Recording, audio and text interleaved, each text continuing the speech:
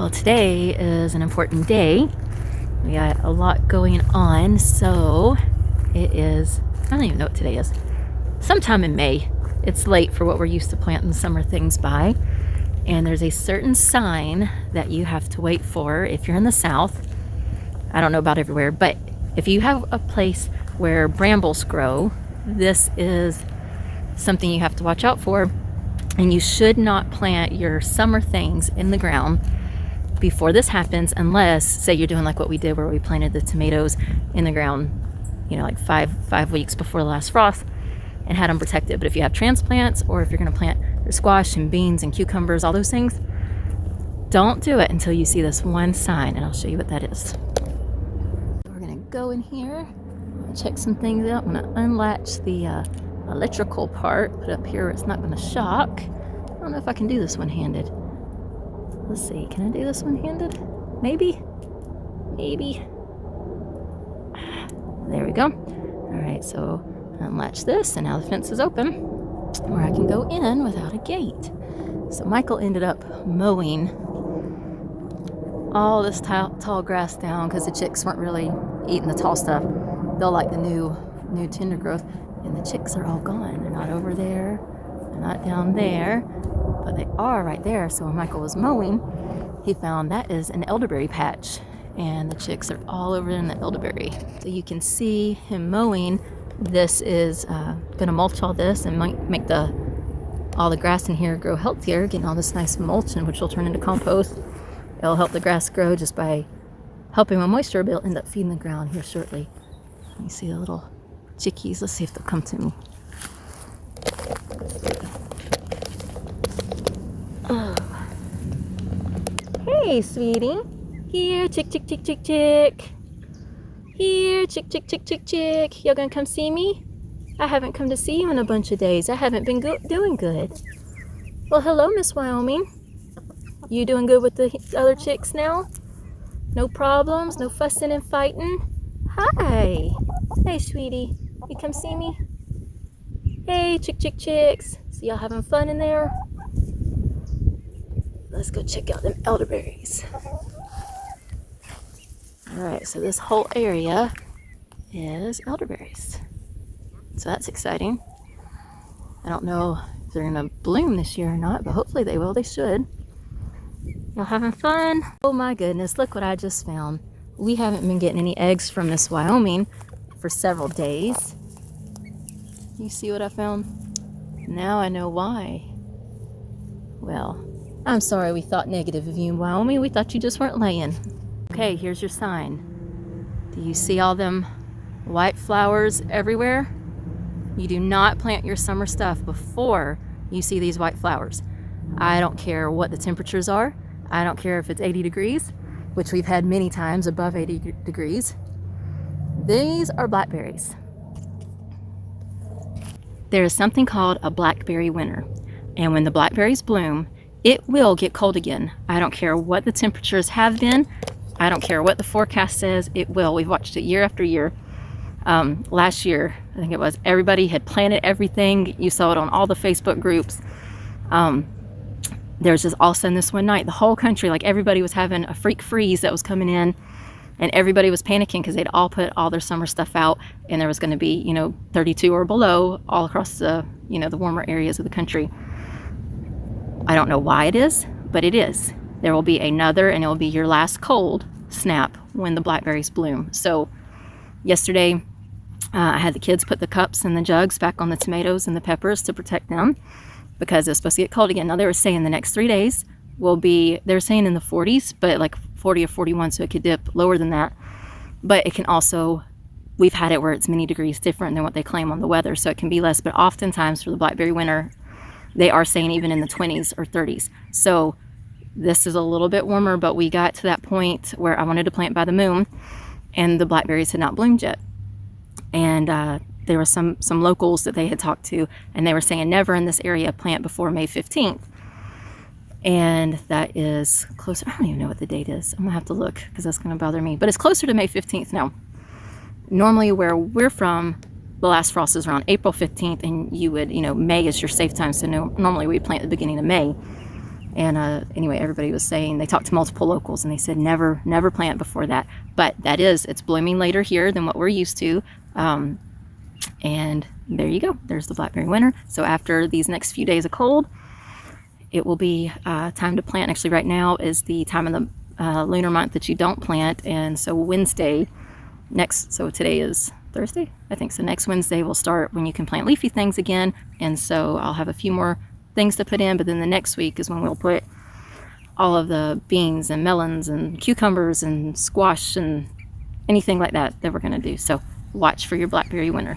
So these roosters at this size, when Michael was weed eating, he didn't notice it, but they were all falling around excited about everything getting shredded up. And he looked over and one of them roosters had a snake eating it, running around, all the chickens chasing him, trying to get it from him. So they are super helpful at keeping snakes down. So we had a problem. We had stuck the chicks that were getting pecked back in because we thought they were healed up enough. And they weren't healed up enough and they started pecking on them again. So we had to separate them back out. So they were back in the brooder area, which they have got big enough. It's super crowded in there. We don't have any new peckers or new chicks that are bleeding, but the ones that were bleeding, they were able to get to their scabs. I think it took a day or two. I guess the purple stuff wore off and they could see the scabs. So we got them repainted back up and we got them in their little brooder area, but Ariana's brought them out for a field trip today. She's been getting them leaves and stuff and they are having a happy time. This one right here, this white one, he is massive. We had a few of them. They were unique colored chicks. They were gray and yellow when they were day-old chicks, and we were trying to figure out which one they are because this was our meat assortment, so we didn't know what was coming to us. And we're pretty sure those are Jersey Giants, and he's too far away right now for you to be able to tell him, but his head's big, his neck's big, his body's big, his legs are big. He's just a big chicken. These ones that are white with the black polka dots, we're not sure what they are yet. There's 2 or 3 that we were thinking they could be. And so they haven't got big enough for us to be able to tell what they are. But they're having fun. They've actually been able to get earthworms out of the mulch area. So Papa's been working hard. That's their squash area up there. And then in the back, all that bed is going to be okra. Then they're going to do these 2 beds. That last bed, we planted the strawberries. And we'll put bush beans and bush cowpeas probably in there. And then I don't know what they're doing for that whole back area, but they're going to do their bigger things. They planted 2 dwarf apple trees, and they have some lettuce towards the back of the fence back there and some herbs. So they've got that big area over there. And right now, let me see if I can spin you around. They're moving Papa's chickens. His are the barred rocks. So they got them all out in that cage over there. See, I'm shaking, sorry. And they're moving it. They're going to pull it around over here. He's doing the deep bedding for his, and so he's got that mulched area over there that he's got out. And they're going to move his tractor over there, and I'll show you in a minute, we're doing some more gardening stuff back over there where the chicken tractors were. So they just rolled it right over and got it up on the mulch. Got to get it level and situated, make sure there's no holes. I have to put a little mulch to cover up the edge if there's any holes, but so that's their new little spot. So I wanted to talk about what we're doing over here. Yesterday, I actually helped do some garden work. I just sat on my little stool, actually what I'm sitting on right now, and the plants have got big enough for us to put some wood chips in between it. So let me see if I can tell, trying to tell, it's hard for me to tell on the screen. Somewhere up there you should be able to see a line difference because we didn't finish the bed. But they would just take a shovel and real gently put it in between the rows and cover up stuff. And so it looks real nice, and it's thin enough that we'll be able to, when the lettuce and stuff is done, to come in and replant easily. We'll just be able to kind of scoot it out of the way or plant where the other plants already have been. But it's thick enough that it's going to help add an extra barrier, so the soil's not drying out, and help encourage earthworms because they're going to come to eat the wood chips. And as the wood chips are breaking down, which they're already over a year old, but they'll be doing like a compost tea every time it rains or gets watered. And so they're already going to be benefiting. But even just that thin layer, it keeps the soil from drying out, and it's going to benefit. So, but too thick, it's really hard to plant, especially the little seeds, like the stuff like the lettuce and things. They're real little seeds, and it's a pain. It's really better for the wood chips. For the big things like beans or squash, something that you need a lot of space for, that you can just pull back, have your hole, put some compost, and put that seed in and be done. But the things that you would do long strips of like this, it's a little more difficult, but that thin of a layer, it will work good. And so let's see, I came in the other day, and anywhere we had gaps, I don't know if you're gonna be able to see, like great, there's a shadow, sorry. I don't know if you can see where my hand is, but like there's radishes coming up. We went and filled any little gaps where we can get them 18-day radishes real quick. And sorry, I'm sure that was dizzying, if that's a word. It's not a word, but it's Kaylee word. But anyway, we got little radishes tucked in all over. So I had some that were surprise spots where the kids didn't know that they were, so we were having a little problem. Some things getting covered up yesterday as they were out here working. Sorry. But anyway, so those we'll have to be careful of as they work down here to fill it in. But for the most part, an area, let me tilt you down, an area like this, they could just take the shovel full and kind of get in between the leaves like this and then just drop it out. So it'll cover all this. It's coming up and button up right against the plants, but filling that in, and it'll work real nice. I want you to see how beautiful this red cabbage is. That, I don't know if it's going to come through as pretty on there, but that purple and green is just so beautiful to me. And these pretty collards up here, they are looking really nice. And even these, all of the beets and the Swiss chard, they got bit by the frost at one time, but they're starting to come back good now. All the rain beat the peas down. This kind, they don't have to have a trellis. They can or cannot. But we put a few sticks in here, and we've got them. They're all interlocking before, which is what I wanted them to do. But now we're attaching them to the sticks, so they'll all kind of have a little support, even though they can interlock with each other. So you can see we missed some of the areas where the little radishes are coming up in there. So we didn't put the wood chips anywhere, or we tried not to put it anywhere they were supposed to be.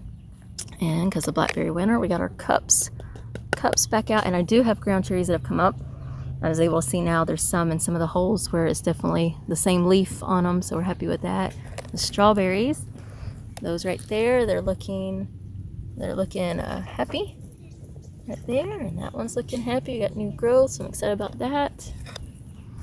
This one still doesn't have new growth, and so I don't know if this one's gonna live or not. The leaves are still there, they're still green, but they're I don't even know if I'm looking at, or sorry, they're brown right there, so I don't know if they're gonna make it or not. So this is where we had Papa's chicken tractor was, and then we had one there, and we got that one there, and that's where we're using them as the brooding pen. So they've been getting lots of manure in their wood chips. So we will scoop that up and use that to put around the squash. I thought we were gonna actually plant here, but Michael he planned something different. So let me take you over there, show you. So he got a trellis done today. Back there. So that will be for our rampicante, which is a type of zucchini. It's a vining zucchini, and it does really, really good on a trellis. So it's a nice long trellis. So what he's going to do, I'm not sure if he's going to come as long as what this trellis is, but let me see if I can see in here. Back there, that's where we planted the potatoes. So he's going to take this mulch and spread it out this whole area, and we're going to use that for the pumpkins that Leah wanted to plant. There's a few other things that I want to try to get in there. And he said we'll end up putting the squash over here, and we'll just scoop up all of the manure stuff they had and just put it around each section where we're actually going to put the squash up. So for this, we'll do the same thing. He's putting it pretty thick. Let's get over here and let you see. Let's see. You can tell how thick that is. It's pretty thick. And so what we'll do is when they go to plant the seed, they'll just pull back a hole, put some of the composted manure stuff in it to make it more level, and plant right in that. So we'll have a really good weed barrier here, really good moisture barrier. It'll be easy to plant in, and it'll be watering compost tea every time it rains or waters. And so anyway, so we'll have this whole section up here. Like I said, I think he's going to take it to the end of this bed, so it'll still be a really big section. And hopefully I can fit everything in it, because I still have a good bit of things I wanted to get planted. So we brought the extra barred rock roosters down into the field with ours, so that their trailer will have a little bit more room in it, their chicken tractor. And so we got to, even though they used to be together as little chicks, they got to re-establish the pecking order and figure out there's the other two that ran off, and they're off in the bushes right now. But This one, he's wanting to come up and get in the chicken tractor, so that's making, so he's wanting to come in here and get some feed. And Miss Wyoming has finally accepted our buff Orpingtons, and she gets in there with them, and they go about during the day, and she'll give them a little peck here and there occasionally, but for the most part, she is doing fine with them now. But now we got a newcomer, so we gotta let everybody figure out who's boss. So he wants to come in. He's over there just looking. How can I get over there and get that feed? Okay, this little hen right here is about to get a big honor. She's about to get a zip tie on her foot and a name. She come up here and just hopped up here on my lap, and she's been laying here, and she's super sweet, so she gets to be somebody special. So it's a big honor to get the zip tie so that we can distinguish her from others. Roosteroo over there, he's got a zip tie on his ankle, so we know which rooster he is easily. And so she gets to get this new honor. All right, there we go. You might want to do it a little bit tighter than that, yeah. Just a little bit. You want it loose enough for her to grow. But there we go. We got our bracelet. Now we'll get you a special name because you're a good chicken.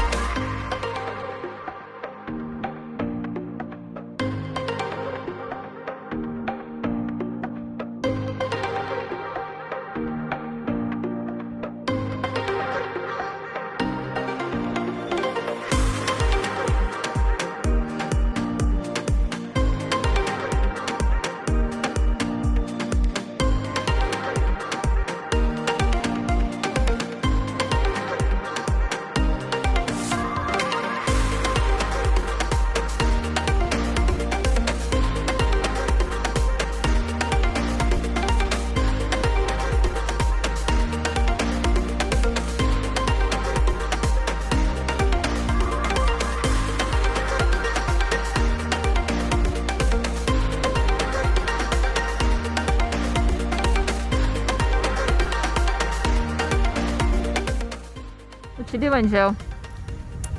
What are you doing? You eating lunch?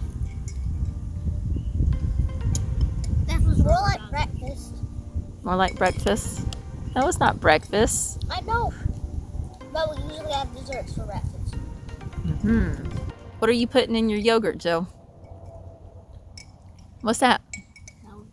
Sour grass? You like that in your yogurt and granola? Yeah. Is that a good lunch? Yeah. Do you know the other name for sour grass? Yeah. It's called wood sorrel. Can you say that? Y'all like to eat that, don't you?